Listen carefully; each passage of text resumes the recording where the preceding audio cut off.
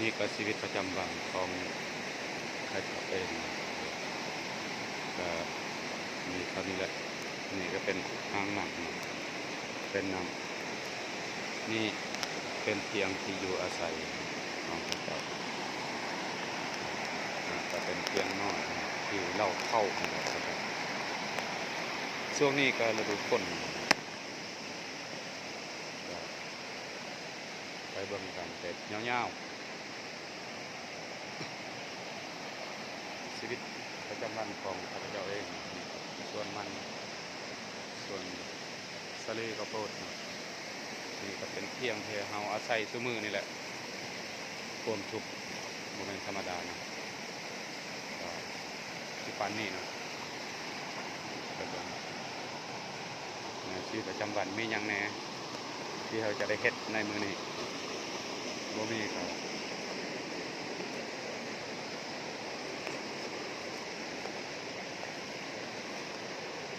นำไปหลาย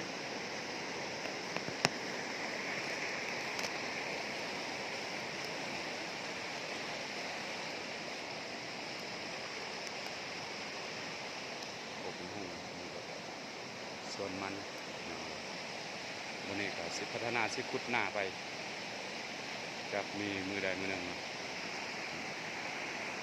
กาแฟเจาะเตาโคนับนี่ก็หลายเติบแล้ว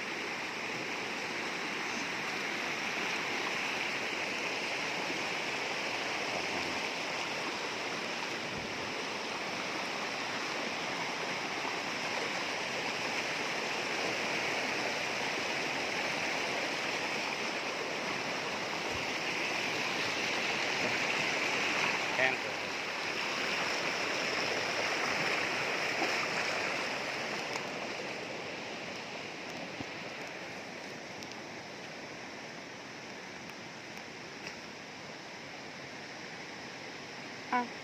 น้ำเตาพอกินอยู่บ่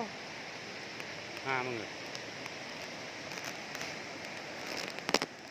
นี่คือหายไป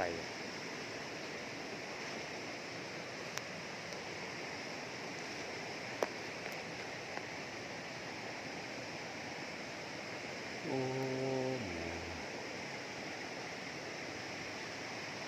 เฮ็ดบดีมันไหลเลย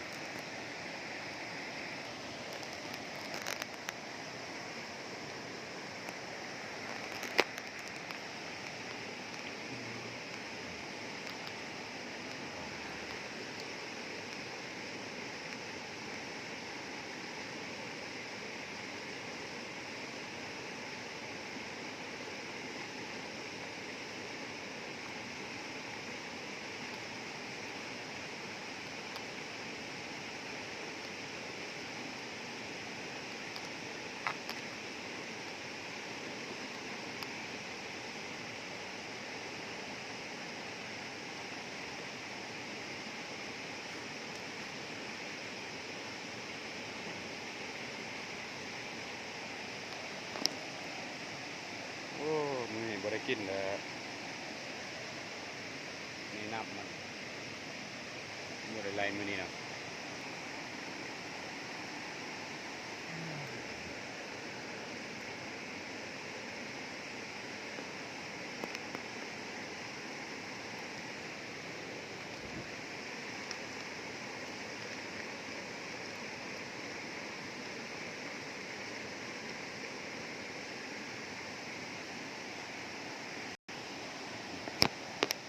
เฮ็ดสำเร็จแล้วก็เป็นแบบนี้เนาะ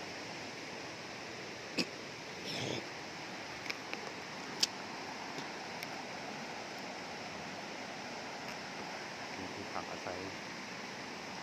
ของพระเจ้า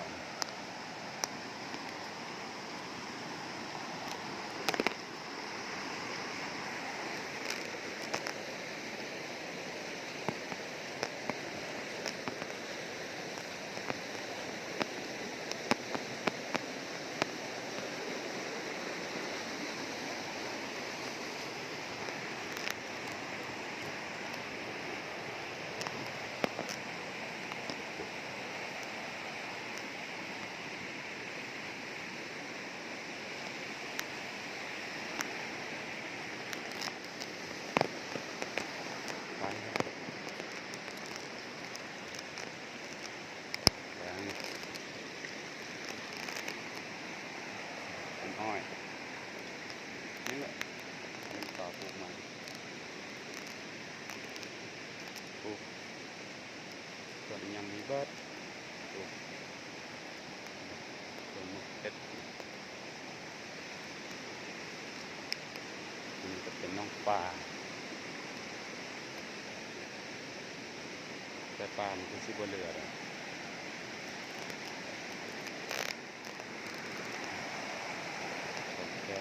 แกมเขาปลูกเอานี่ก็เป็นโออูบนห้องน้ำไปขายไปนั่งสบายอยู่นี่